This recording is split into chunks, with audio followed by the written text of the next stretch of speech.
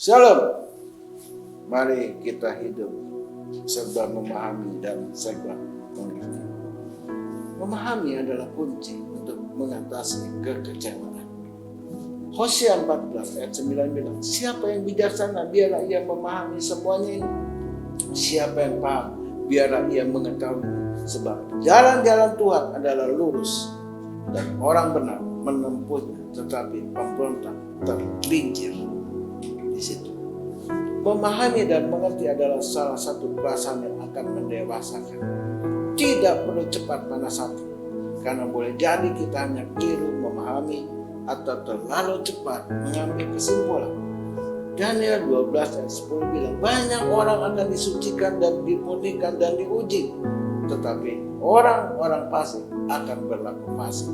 Tidak seorang pun dari orang fasik itu akan memahami, tetapi orang-orang bijaksana akan memahami. Apa gunanya kepadanya kalau tidak memperbesar kepribadian manusia? Jadilah bijak sehingga kita makin sanggup untuk memahami orang lain.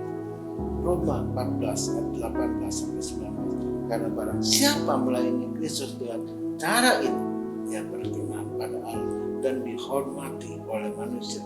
Sebab itu marilah kita mengejar apa yang mendatangkan damai sejahtera dan yang berguna untuk saling membangun.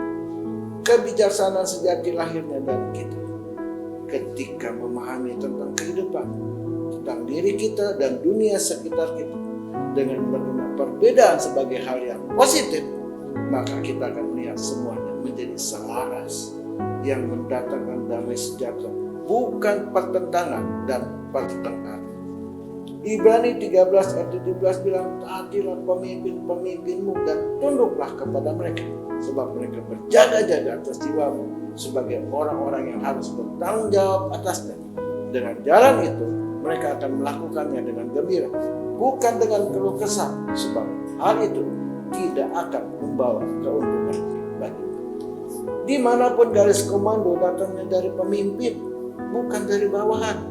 Mulailah dari niat, kemudian memperhatikan, kemudian memahami, kemudian mengamalkan, kemudian menjaga, baru kemudian menyebar luaskan.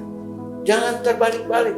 Bila belum paham, jangan disebar. Itu sebabnya gosip dan hoax sangat cepat menjalar.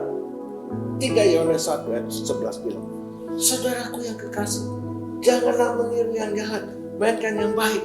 Barang siapa berbuat baik, ia berasal dari Allah, tetapi barang siapa berbuat jahat, ia tidak pernah melihat Allah.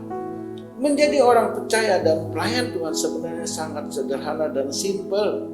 Pahami saja kebenaran firman Tuhan, lakukan dalam ketaatan, niscaya semuanya akan mendatangkan damai sejahtera dan sukacita. Tuhan Yesus memberkati kita semua. Amin.